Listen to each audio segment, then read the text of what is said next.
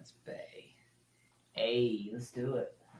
All right, what's going on? Here we are, Wednesday afternoon. We're styling and profiling. We're getting ready to do another fun interview right here. But before I get into that and introduce you to my guest, I tell you each and every time, this show and all of our shows is brought to you by Next Home Brandywine in Downeytown, Pennsylvania. Our good friend, Mr. Dan Peasy, and his team of professional realtors, they're going to provide you with guidance, knowledge, and information for all buyers and sellers. Go to nexthomebrandywine.com for all the details or to contact an agent. They do service Philadelphia and the surrounding counties, but nationwide referrals are available. Be sure to ask for the NH5 listing special or just give them a call directly. 484-364-4862. That's 484-364-4862. And just let them know Totally Driven Entertainment sent you.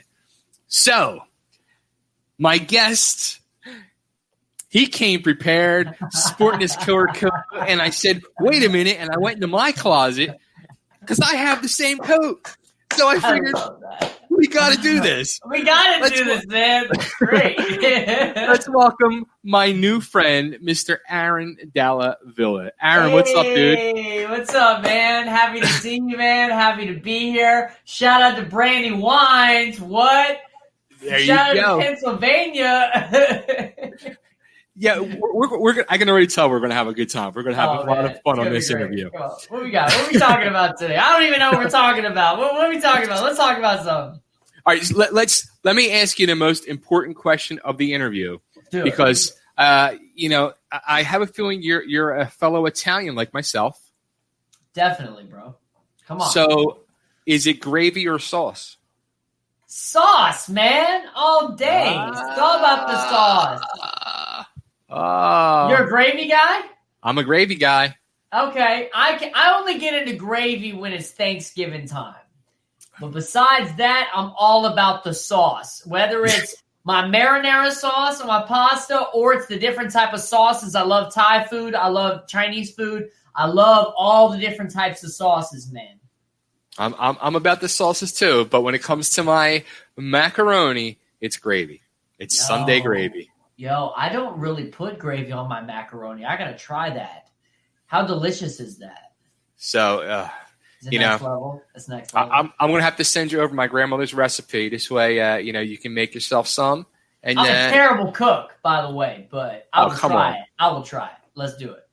You know what? It's easy. It's just a lot of throwing stuff in a pot and letting it cook up. You got to cook a little meatballs, a little bit of sausage, and okay. But yeah, it's nice. It's nice. All so, right, dude, you send that over. I'll make it, and I'll get back to you on that. There you go. So you're like this uber multi-talented in every faceted direction, acting, music. I started even looking in deeper. You were a dancer early on. That's how you started in this wacky business. You're a writer. You do it all. Like, how did starting at a young age as a dancer spiral into all these other realms of entertainment? It was, well, first off, thank you. And, it was, you go into life thinking, I'm going to do this one thing, I'm going to be a professional dancer my whole life. And then God has a funny way, the universe, call what you want, higher power, has a funny way of being like, oh, you have plans. Okay, boom. Next thing I know, I'm getting involved in acting. Next thing I know, and it was all out of necessity. My need to go into acting came from an injury. It was a slight injury in dance. It was a sprained ankle. It wasn't even something serious. But it was out of pure necessity to survive that I said, I got to do something else while I'm waiting to recover. So I said, screw it, I'll act. And I jump on Craigslist, literally, to find my first job. And my first job was in Chicago, acting-wise, outside of school. It was a show called the Dinner Shoe Players. It was based on the Family Shoe Players. It's called Dinner with the Family. It was based on Tony and Tina's wedding. And that's like an Italian mob story in Chicago. It was a terrible show, but I had because literally I'm like this 19-year-old kid playing a 40-year-old 40-year-old's part who's a restaurateur. And I'm 19, you know, I look young now, but even at 19, I looked even younger. And it was literally, I'm running the restaurant. So it was hysterical. And I threw on this Italian accent. And you know what? We had a blast, though. But that opportunity led to other opportunities, and it just kind of steamrolled. Someone from the cast was like, hey, you're really good. You should have an agent. She connected me with the agent. I got involved in background work. I booked a few commercials. Then I booked my first movie with Paul Sorvino. I didn't even know who Paul Sorvino was. And as you know, he's an Italian legend, my man. Absolutely. Goodfellas. I mean, yeah. So I walk on set, and I'm in 3 scenes, and one of the scenes is with Paul Sorvino. The movie's called Chasing Gold. It was my first movie I did in Chicago outside of a student film. And I was literally, everyone was like, oh my God, it's Paul Sorvino. I had no idea who he was. I talked to him for like an hour about dance. Literally, he just starts talking about acting, dance, so down to earth. And I was just like, this guy's really cool. And then he remembered me. He remembered me 2 years later when we ran into each other in New York at an event. He remembered me. He said, oh, you're in that movie I'm in. Yeah. He's a good dude, man. He's a good dude. That's awesome. You know, it's funny because I was sitting there and I was thinking to myself too, like as I was going through all this stuff, I'm like, you could be like the male version of J-Lo, and we can call you A-Davi. A-Davi instead of J-Lo. A-Davi. I think that, you know, I've been going as ADV. You know, I'll like go as ADV. People, my rapper name is Dalla Villa. Well, that's my musician name because I'm more than just interested in more than just rap. I like pop. I love EDM. I'm a big metal fan too. Classic rock fan, Journey, Billy Joel, all that stuff. Like I prefer the old music actually more than the new age stuff. But Dalla Villa is my name for a musician, and then ADV is what I go by. But a lot of people call me Dollar Bills too. The Dollar Bills is a name of mine. People like, hey, you're a Dollar Bills. I walk into the room, they call me Dollar Bills. So I'm cool with that. I'm cool. I like having all these different names, you know, that places I go, people know you as different AKAs and stuff. That's too funny. Yeah. Now, going back to the dancing thing, I saw you were actually where I am now. You were part of the Nashville Ballet Company. Wait, you're in Nashville, Tennessee right now? Yeah, man. Yo, yeah. I love Nashville, Tennessee. Nashville, Tennessee has a part of my heart.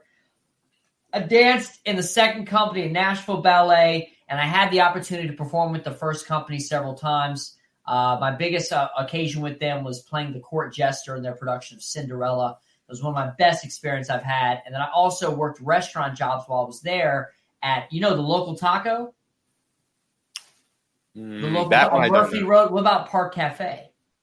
No, I've been here a year. Park actually, Cafe, man. I'm telling you, it's my 1 year anniversary. It's 2 days ago. So if you ever get to Park Cafe, they have a drink named after me.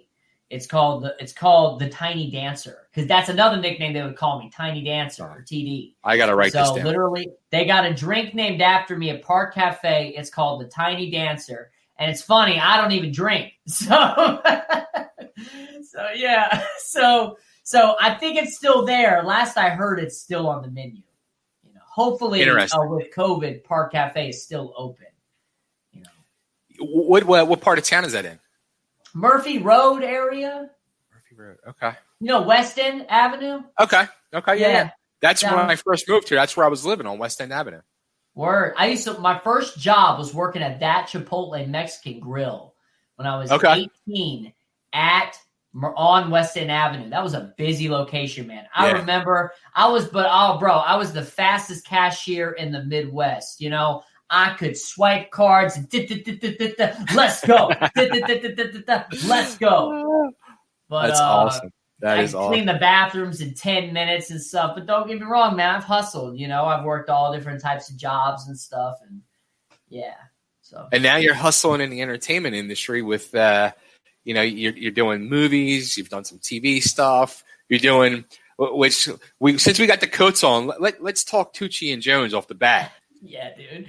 Well, this jacket. Did you have a chance to watch Tucci and Jones? I saw the first episode, and so you know yes, what's going yes. on. You're right. Do you love Vinny Vitidici or what? Isn't he a great character? I want him to manage me. Right, I know. So he's that guy who's like, I channeled him after Ari Gold. Ari Gold is one of my dream roles to play. You know, Entourage. I think that character is so much fun. Jeremy Piven's a great actor. He killed it. But so I channeled it after him, but I wanted him to make him a little more in his head, you know, a little more ridiculous. So I put on 2 different types of animal print. I slicked the hair back. I made it white, you know, and I wanted him to play opposite Tucci Badaducci. And people are really loving that web series. We shot it for literally nothing. We pulled a bunch of favors. We shot it in a week, all 8 episodes, and we said, you know what? We just want something with this Tucci guy that I created and just put it out into the universe. So we just did it, and now it's out there for the world to see, and people are really liking it. Now, did you write that too? Yeah, so I co-wrote it with Black Wolves Productions. So the people over at Black Wolves Productions and we actually scripted it like you ever seen the show Curb Your Enthusiasm? Mm-hmm. So Larry did what they do is they'll hit bullet points. The thing doesn't have a script. It has this is where we're going to start. This is where we're going to end. It has actions that happen. So literally we'll be on set and say, okay, we need to hit these points that Tucci, rival rapper, shouted him out on a diss track. We got to do something about it. Here's the problem. Here's the solution. Go do your thing. And then we'll improvise with that. So the whole thing is improvised. Wow. The whole series is improvised. So, now, how long, I mean, when you're doing episodes like that and they end up being, 5 to 6, 7 minutes long, like how much actual shooting does it take to get down to those 5 minutes? Hours, to get the right thing. And especially we shot 8 episodes plus the music video in episode 8. There's a full-on music video. I had people. Oh, nice. I had like 25 people in my studio apartment, like chilling and stuff. Like literally, I'm setting off the smoke as well. The smoke alarm in the hallway's going off because I'm, smoking it out with a fog machine and stuff. We're getting pizza delivered and stuff. We went wild and out, and we shot it all. It was a back-to-back furious shoot. Yeah, I'm talking 8 to 12 hours a day for a week for 8 episodes, and we're just banging it out. Sometimes we're just like, we got it in 2 takes. We'll be like, we got it. Next point. Yeah, I was actually like, I was saying to myself, damn, we should have did this interview yesterday for Tucci Tuesday. Tucci Tuesday! Yes. So what they do is on Tucci Tuesday. So the whole series is on YouTube right now on Black Wolves Production, the deal I made with them. They'll drop it on Black Wolves Production. They'll drop on their Instagram. They're dropping episodes one by one to drive people over to the YouTube. And if they don't want to go over to the YouTube, they're just going to have to wait a week to see the episodes. And I drop teasers on mine telling them that the whole season is available. Gotcha. Nice.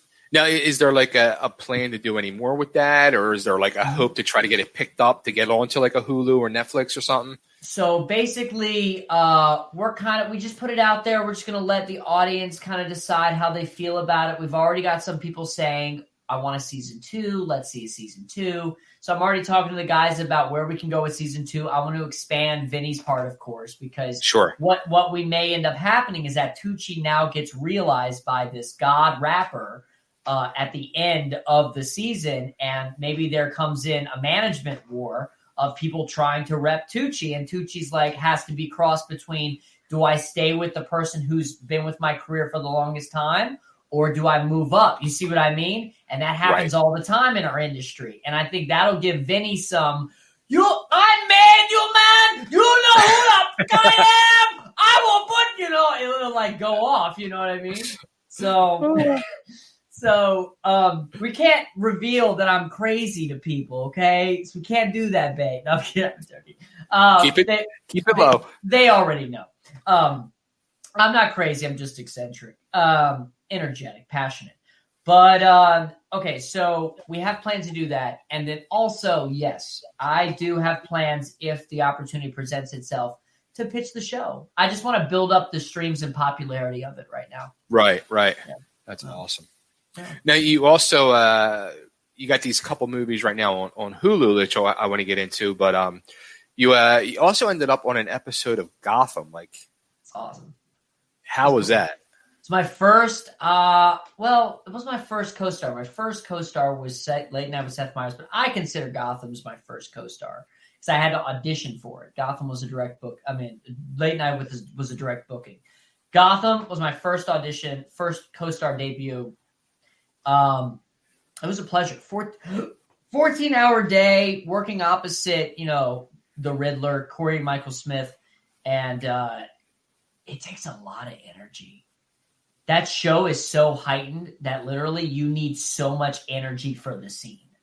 Wow. Because of the world that Gotham creates, it's such a heightened show. It requires so much energy. So by the time they flipped it to Corey's side, I was literally drained. Yeah. It was such a great show, man. Yeah, I loved that show. No, it was mad. It was mad expensive to make. I can imagine. I spoke to one of the producers on it, and he was like, "Yeah, this is a really expensive show to make." I was really I was shocked when I met Ben McKenzie once, and I was shocked like how small he was. I was like, "Whoa!" And they appear so much bigger in life. Yeah, yeah, crazy.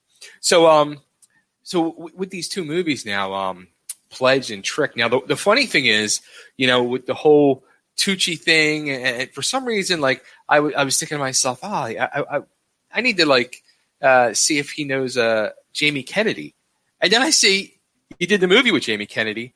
Yeah, I grew up with Jamie. Dude, I grew up watching you watched the Jamie Kennedy Experiment. Yeah. I watched the Jamie Kennedy Experiment when I was growing up, and I thought it was the coolest thing.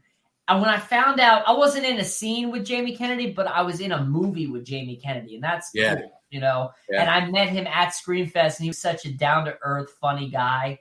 So that was a really cool experience. But yeah, to be in that position where it's so crazy, man. You grow up thinking, "Oh yeah, I watched that person." Then later on in life, you're in a movie with that person. It blows my mind.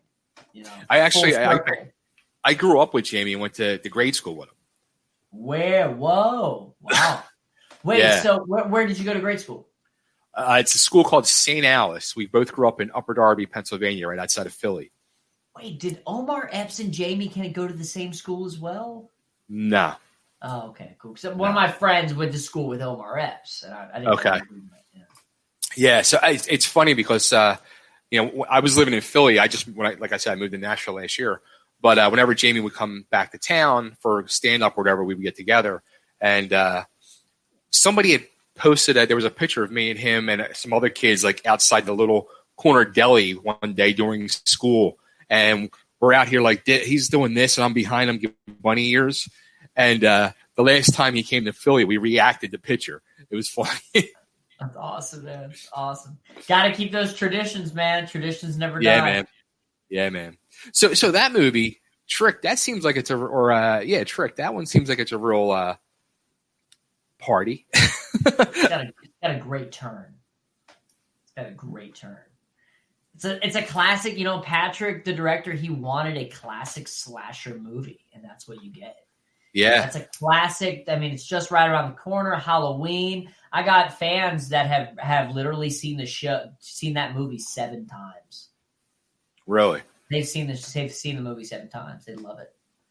So. And it's what it seems like. It seems like it's that classic slasher movie that, that horror genre is so huge and people love that stuff. And it's getting bigger because now you're seeing bigger talent and stuff like Chris Rock and Samuel Jackson. Right. Jackson doing Saw. Mm-hmm. The next Saw part in the Saw franchise. Isn't that crazy? You would never think, And now horror is something to be. I love that for the genre because I have found that horror fans are the biggest, most loyal fans in any genre. And it's just, it's nice to finally see them getting the attention it's deserved. It's funny too. I was going to say, like once you're in, like it seems like now that you're in there, you have Trick, and you've done this other movie Pledge, which is kind of along the same genre. You get into that genre, like you're in, and then you got that whole world of the horror conventions. If you can get into that, and then on top of it, try to get into like one of these superhero movies, like you're set for life with the convention scene. So basically, here's what I got coming up next. Speaking of superhero movies, I have my own original IP superhero movie as one of my movies coming up. It's called Alpha Rift, and I play a fanboy who's a comic book nerd villain. Okay. No, not a villain. He's the hero of the story. He's a comic book nerd who runs a game store, who turns out that this comic book that he grew up listening to and stuff, he's the original bloodline to fight off the age-old demon. So it's an original superhero action fantasy movie. So I'm attached to that. If that franchise blows up, then there you go. I've got the sci-fi angle and I've got the horror angle. Now, I'm not just interested in doing horror. I love doing thrillers. I love crime movies. I love gangster movies. I love Scarface. I love all that stuff. Narco stuff that deals with that. I love heist movies. I want to do a heist movie. Like there are a lot of things I want to tick off my bucket list. And I also have a comedy coming out as well, where I get to play the comedic relief in this one. Right. But that's coming down the line. An organic IP original superhero movie, and I'm already in the horror community. So that's awesome. I'm excited the way things are coming, and I got a secret weapon that no one's ready for, dude. No one's ready for this, dude. I got a secret project that literally I think we're really gonna blow people away. It's from the makers of Pledge. Cool. Yeah. Now, Pledge, that looked like I was watching a trailer for that, and I said to myself, this is like Animal House gone wrong. Right. Bingo. Bingo. And that's a huge market. That is a huge market, the whole fraternity thing. And that kind of stuff that happens in Pledge is still happening. People are like, this is crazy. No, that is, some people brand people in fraternities. They do this kind of messed up stuff. It's crazy. And there was that whole thing, like with that whole hazing thing that came out a few years back. You would think that it would put a stop to it, and it didn't. People are dying from this kind of stuff because the lengths that we're willing to go to make people like us, that's a crazy reflection on our society. Right. That's a bad thing, man. Which one are you more like proud of? Pledge because you get the bigger role in it, or? Yeah, because having that bigger role, I was able to explore more sides of the character. So I would definitely say Pledge. Pledge is the one that I'm more proud of, for sure. Nice. So like now that these are like on Hulu, and it's kind of like the best time for all that stuff too, with people, with the whole COVID pandemic thing, and more people have been stuck home lately. Where I'm sure, like, years ago, people got in the entertainment business and they were kind of like, I don't want to end up on Hulu or Netflix. But now it's like, I do. Get me on there. Where else are you going to go? The movie theaters, who knows when they'll return, or they're back in, limited seating or limited run. And to get people to even get out of their house and their whatever to go see your movie is tough. We had a limited release for Pledge. This was before COVID. And the movie took off when it hit Hulu. So, yeah, man, it's a streaming platform. It is a streamer's paradise. Absolutely. Now, how about how have you been through, the whole COVID situation, the pandemic situation? Because, obviously you're a guy you're a creator. You're an entertainer, a creator, whether it's the acting or the music or your writing. Have you been doing, because it seems like you released the music this year officially. So was it like, did that inspire it? Because now that you were locked up, or? Absolutely. I was sitting on lyrics. I was sitting on songs that I've had for years. And I said, you know what? It's time to put that out there. Or else I'm just going to keep trying to get over this fear of what other people are going to think about my music and stuff. So I'm happy I just did it. And COVID kind of forced me to do it. It forced me to just go into hyper creative mode. I got to I gotta do something, man. I gotta do something. So, but I'm also blessed because I was able to stay pretty busy through COVID because I was into voiceover work. Okay. So, yeah. Nice. Yeah, I got my setup, bro. I got straight up like, hold on, you see that? Like a straight up booth, dude. Yeah. Look at you. Okay. Yeah. That's awesome. So music wise though, like had you you never recorded anything before or not even for yourself? Yeah. Or? No, I was in a boy band. I was in a boy band before I dropped these tracks. Like literally we had 2 songs. We had 1 song dropped on Spotify. We were about to go live with our second song, and we had a deal apparently with H&M or something. The manager told me, and this thing fell apart because someone's actions in the group. Oh, yeah, and that is going to be revealed in the secret project I got going on. Interesting. Yeah. So I was actually in a legit boy band. Like we rehearsed and yeah. Are you going to unveil the name of that secret boy band or? Oh, the boy band's was called We Are Nation. Okay. It was called We Are Nation, yeah.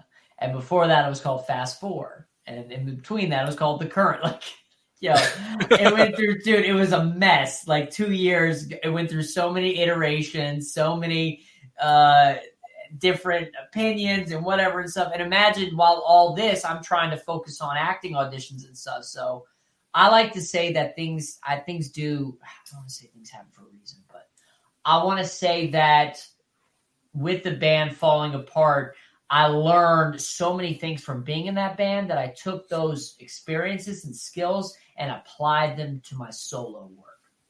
Nice. And my third song that I just dropped is a collaboration with the boy band manager, with Paul Anthony of Full Force. So, yeah. Cool. Very cool. So, out of all these things you're involved in, whether it's the acting or the music or doing writing or even dancing, which would be your one true love? Acting. It's acting right now. It's acting. That's the one that I'm most in love with right now. Don't get me wrong. I can go through spouts where I fall out of love with acting. Sure. Viola Davis talks about this. She says, I'm not in love with acting all the time. There are times where I'm like, I can't, I fall out of love with it. Or I fall in love with something else more for a time. But it always comes back to acting, creating those characters, being on set, being in front of the camera. That's some of my favorite moments. Well, how about, it's got to be too, like, as an actor, we've seen your personality for the last half hour talking to you. You're a fun guy. You're a happy guy. You're fun. You're ready to have a good time.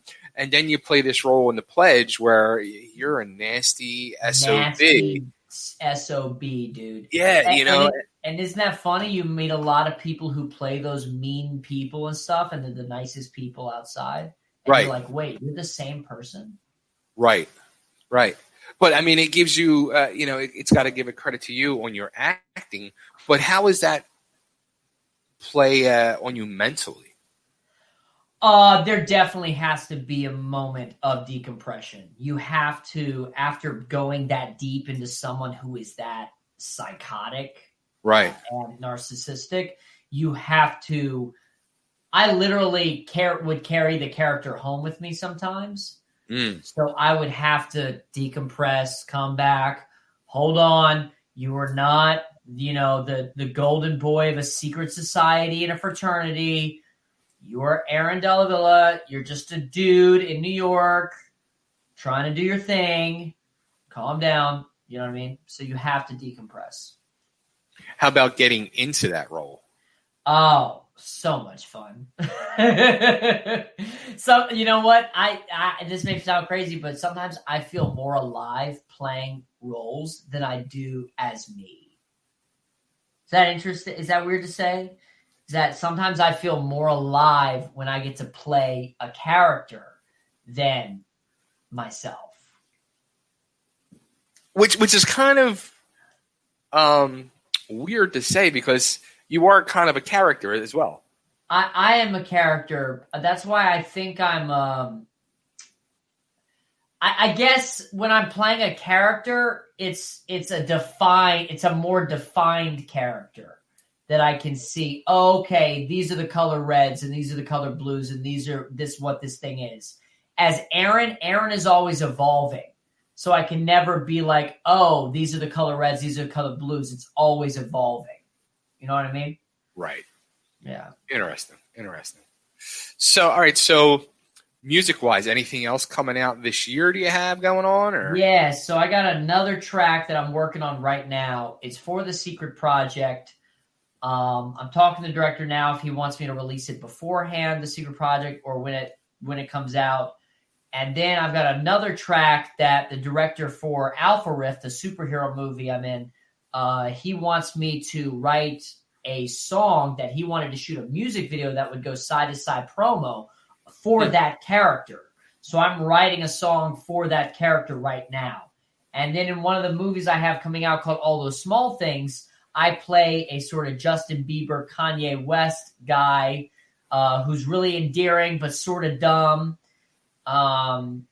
who it mixes jazz and rap music together. And I wrote 2 songs lyrically for 2 songs that are sampled in the movie as of right now. Yeah, I haven't seen the movie yet, but as of right now, I have 2 songs for that one when the film is released that I will have to my own name that I can release too. does the coat get any more screen time? This coat?